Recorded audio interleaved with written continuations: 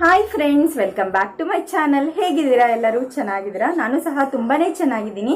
ನಾನಿವತ್ತು ನಿಮಗೆ ಸೂಪರ್ ಆಗಿರುವಂತ ಒಂದು ಹೋಮ್ ರೆಮಿಡಿಯನ್ನ ಹೇಳ್ಕೊಡ್ತಾ ಇದ್ದೀನಿ. ಯಾವುದಕ್ಕೆ ಅಂತ ಹೇಳಿದ್ರೆ, ಇವಾಗ ತುಂಬಾ ಬೆಳ್ಳಿಗೆ ಪಳ್ಪಳವಾಗಿ ಹೊಳಿತಾ ಇರೋ ಹಲ್ಲಂತ ಹೇಳಿದ್ರೆ ಯಾರಿಗೆ ತಾನೇ ಇಷ್ಟ ಆಗಲ್ಲ? ಸೊ ಆ ತರ ಪಳಪಳ ಅನ್ನೋ ಬೆಳ್ಳಗಿರೋ ಹಲ್ಲನ್ನ ಪಡ್ಕೊಳ್ಬೇಕು. ನಮ್ಮ ಹಲ್ಲು ಯೆಲ್ಲೋಯಿಶ್ ಆಗಿದೆ, ಸೊ ಅದನ್ನ ಹೇಗೆ ನಾವು ವೈಟಿಶ್ ಮಾಡ್ಕೊಳ್ಳೋದು ಅಂತ ಹೇಳಿ ಇವತ್ತಿನ ವಿಡಿಯೋದಲ್ಲಿ ನಾನು ತೋರಿಸ್ತಾ ಇದ್ದೀನಿ. ಅದಕ್ಕಿಂತ ಮುಂಚೆ ನನ್ನ ಚಾನಲ್ಗೆ ಯಾರು ಸಬ್ಸ್ಕ್ರೈಬ್ ಮಾಡ್ಕೊಂಡಿಲ್ಲ, ಪ್ಲೀಸ್ ಸಬ್ಸ್ಕ್ರೈಬ್ ಮಾಡ್ಕೊಳ್ಳಿ. ಇಷ್ಟ ಆದ್ರೆ ಲೈಕ್ ಮಾಡಿ, ಕಮೆಂಟ್ ಮಾಡಿ, ಜಾಸ್ತಿ ಜನಕ್ಕೆ ಶೇರ್ ಮಾಡಿ. ಬನ್ನಿ ವಿಡಿಯೋನ ಸ್ಟಾರ್ಟ್ ಮಾಡೋಣ. ಬೆಳ್ಳಗೆ ಪಳ್ಪಳ್ವಾಗಿರುವಂತ ಹಲ್ಲನ್ನ ಪಡ್ಕೊಳ್ಳೋದಕ್ಕೆ ನಿಮಗೆ ಬೇಕಾಗಿರುವಂತ ಇಂಗ್ರೀಡಿಯೆಂಟ್ ಏನು ಅಂತ ಹೇಳಿದ್ರೆ, ಸ್ಟ್ರಾಬೆರಿ ಫ್ರೂಟ್.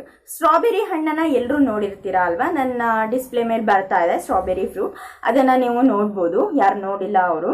ಸೊ ಆ ಸ್ಟ್ರಾಬೆರಿ ಫ್ರೂಟ್ ಅನ್ನ ಕ್ಲೀನ್ ಆಗಿ ಚೆನ್ನಾಗಿ ಒಂದು ಸ್ಪೂನ್ ಇಂದ ಸ್ಮ್ಯಾಶ್ ಮಾಡ್ಕೊಳ್ಬೇಕು. ಅದನ್ನ ತುಂಬಾ ನುಣ್ಣಗಾಗಿ ಸ್ಮ್ಯಾಶ್ ಮಾಡ್ಕೊಳ್ಬೇಕು. ಮಿಕ್ಸಿಗೆಲ್ಲ ಹಾಕ್ಬೇಡಿ, ಯಾಕಂತ ಹೇಳಿದ್ರೆ ಒಂದು ಸ್ಟ್ರಾಬೆರಿ ಹಣ್ಣಿದ್ರೆ ಸಾಕು.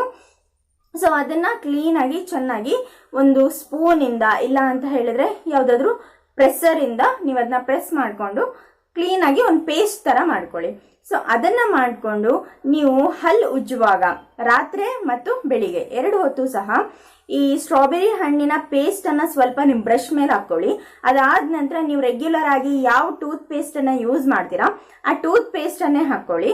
ಅದನ್ನ ಹಾಕೊಂಡು ಅದರಿಂದ ಕ್ಲೀನ್ ಆಗಿ ಬ್ರಷ್ ಮಾಡೋದ್ರಿಂದ ನಿಮ್ಮ ಹಲ್ಲು ತುಂಬಾನೇ ಪಳ್ಪಳವಾಗಿ ಹೊಳಿತಾ ಇರತ್ತೆ ಅಂಡ್ ಬೆಳ್ಳಗಾಗಿರುವಂತ ಹಲ್ಲು ನಿಮ್ದಾಗತ್ತೆ. ಸೊ ಇವಾಗ ಬೆಳ್ಳಗಿರ್ಬೇಕು ಹಲ್ಲು ಅಂತೇಳಿ ಎಲ್ರಿಗೂ ಇಷ್ಟ ಇದ್ದೇ ಇರತ್ತೆ.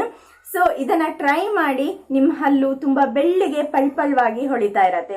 ಐ ಹೋಪ್ ನನ್ನ ಇವತ್ತಿನ ವಿಡಿಯೋ ನಿಮಗೆ ಇಷ್ಟ ಆಯ್ತು ಅಂತ ಅನ್ಕೊಂಡಿದೀನಿ. Thank you for watching. Bye friends.